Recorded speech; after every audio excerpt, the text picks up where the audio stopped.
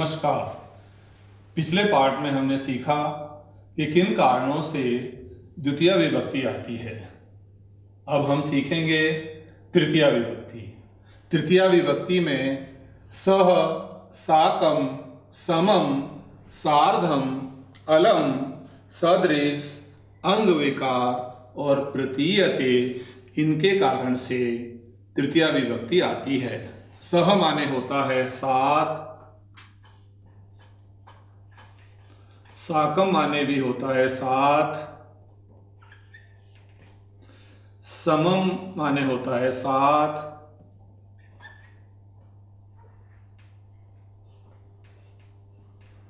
सार्धम माने होता है साथ, अलम का अर्थ होता है बस अथवा आवश्यकता नहीं है, सदृश माने होता है समान, अंग विकार का मतलब होता है शरीर का कोई अंग विकृत हो जाए।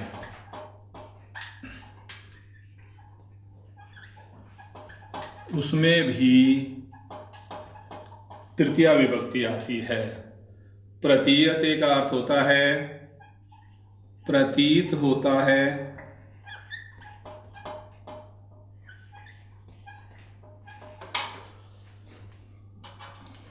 विहीनः अथवा हीनः,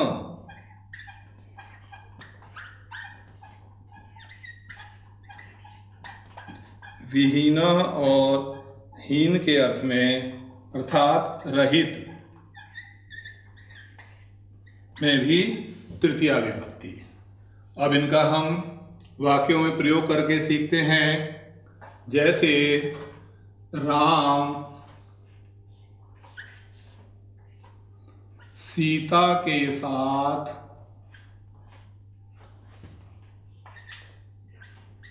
वन को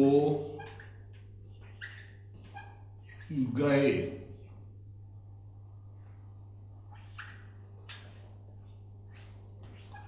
अब यहां पर सीता के साथ, साथ शब्द में तृतीया विभक्ति, वाक्य बन जाएगा रामः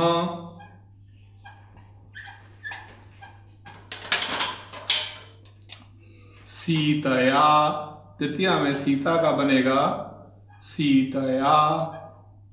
और साथ की संस्कृत हमने देखा, सह माने भी साथ होता है, साकम माने भी साथ होता है, समम माने भी साथ होता है और सार्धम माने भी साथ होता है। हम साथ शब्द के लिए इन चारों का प्रयोग कर सकते हैं। वाक्य बन जाएगा रामः सीतया सह अथवा साकम अथवा समम अथवा सार्धम।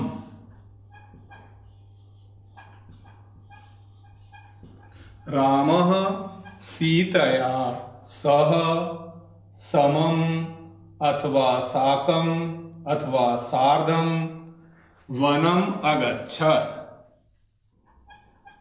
वनम अगच्छत्। इस प्रकार हमने एक वाक्य में ही इन चार अवयवों का प्रयोग सीख लिया, क्योंकि चारों अवयवों का अर्थ साथ ही होता है। अगला वाक्य बनाते हैं। अलम माने बस। वाक्य है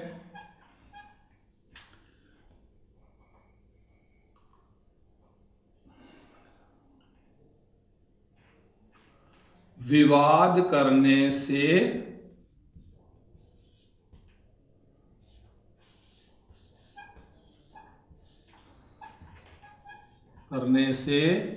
बस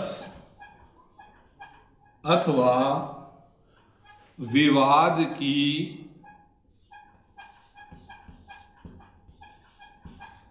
आवश्यकता नहीं है।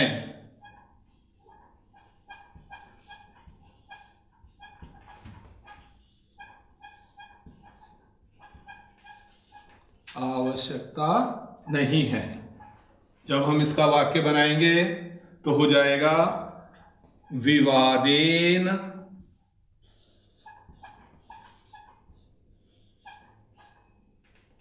अलम।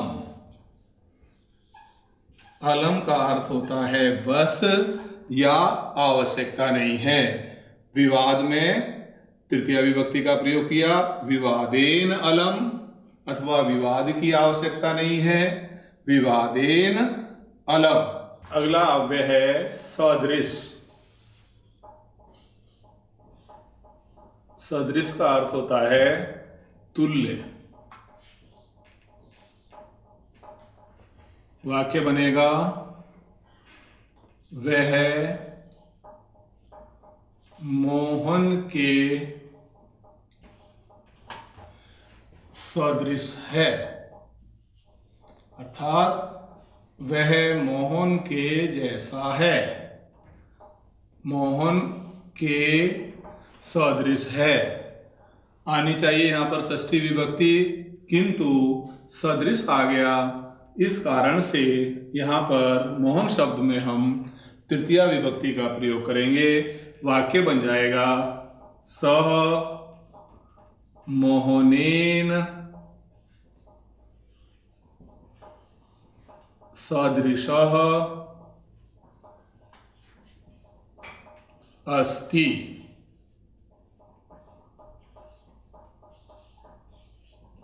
सदृश के कारण से मोहन शब्द में तृतीया विभक्ति आई। अगला है अंग विकार। अंग विकार अर्थात किसी के शरीर का यदि कोई अंग विकृत हो जाए तो उसमें भी तृतीया विभक्ति का प्रयोग करते हैं। जैसे वह नेत्र से काणा है।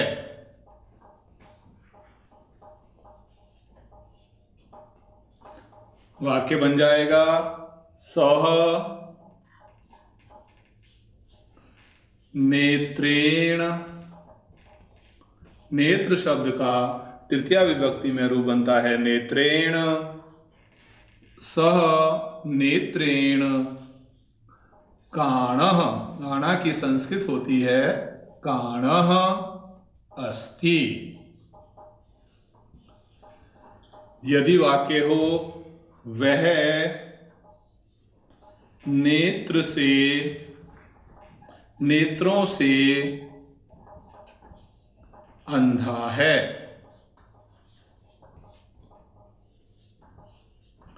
वाक्य बन जाएगा सह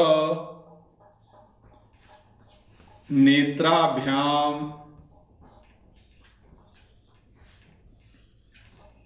अंधः अस्ति।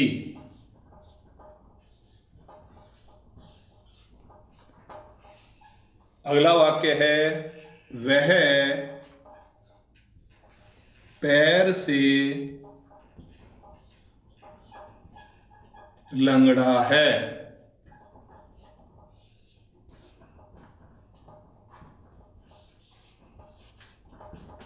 वाक्य बन जाएगा सह